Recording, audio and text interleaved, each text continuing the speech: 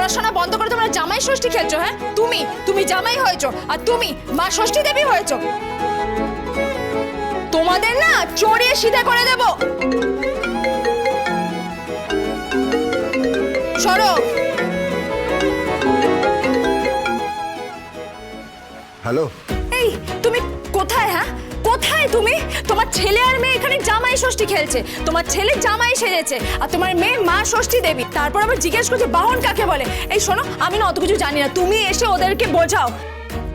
আর তোমার মেয়ে কিছু ক্যাট বলছে, অনেকগুলো ক্যাট দেখেছে। আমার না মাথাটা একেবারে খারাপ করে দেবে। পড়াশোনার কোনো নামগন্ধ নেই, আবার জানো সোশ্যাল মিডিয়াতে সার্চ করতে শিখেছে। তুমি বুঝতে পারছো তুমি? আরে ওইটুকু তো শিশু, খেলবেই তো। জীবনে প্রথমবার জামাই ষষ্ঠী নামটা শুনছে, বুঝতে পারছো? কোথায় বিয়ে হয়েছে যে একটা ষষ্ঠী পর্যন্ত পাইনি। ও পিঞ্চ করছো আমাকে না, যে তুমি ষষ্ঠী পাওনি। আর আমি কি পেয়েছি? হ্যাঁ, আমি তোমার বাপের বাড়ির কথা বলবো? থাক ডার্লিং, তোমার সঙ্গে ঝগড়া করতে চাই না। তুমি শেষ কথা বলো, বাজার থেকে কি আনতে হবে? কাল তো ষষ্ঠী। সেটাই তো বলছি। আচ্ছা শোনো, মা কিন্তু সব মাছ খায় না। হ্যাঁ, তুমি একটা কাতলা মাছে পেটি এনো, আমি একটু কালিয়া করে দেবো। আর একটু পাবদা মাছ এনো, আমি সর্ষে দিয়ে পাবদা করে দেবো। হ্যাঁ, মানে পাবদা সর্ষে করে দেবো। আর শোনো না, বলছি যে আর একটা কথা বলবো। কি বলছিলাম কোনোভাবে যদি একটু ম্যানেজ করা যায়। কি বলো না? একটু মাটন নিয়ে আসবে।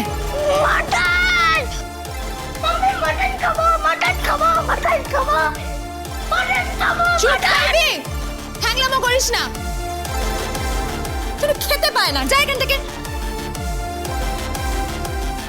হ্যালো, বলছিলাম কি আনবে তো?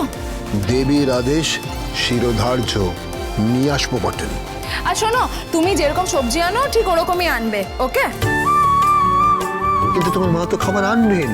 হ্যাঁ মা আনবে, সেটা তো জামাইয়ের জন্য আনবে। আরে জামাইয়ের জন্য খাবার আমি তার মাকে খাওয়াতে পারবো না, তাই না?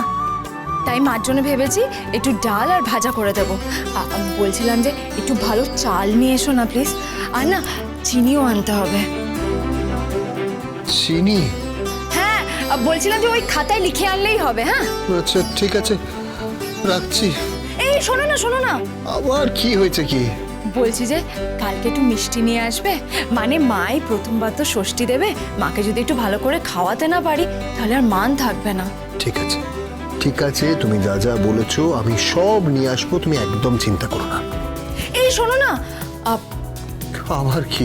না মানে বলছিলাম যে তুমি তো মায়ের জন্য অলরেডি দুটো শাড়ি নিয়ে এসছো, একটা পারফিউম নিয়ে আসবে। আসলে মা না পারফিউম খুব পছন্দ করে, জানো। আমি বুঝতে পারছি একটু বেশি চাপ হয়ে যাচ্ছে না। আচ্ছা ঠিক আছে, পারফিউমের টাকাটা আমি দিয়ে দেবো। হ্যাঁ, কত টাকা পকেট কেটেছো আমার? ছাড়ো তো, এই মুহূর্তে পকেট কাটাটা আমার পেশা। তুমি হলে আমার বীমা কোম্পানির কমিশন এজেন্ট বর, আর আমি হলাম তোমার পকেট মার বউ।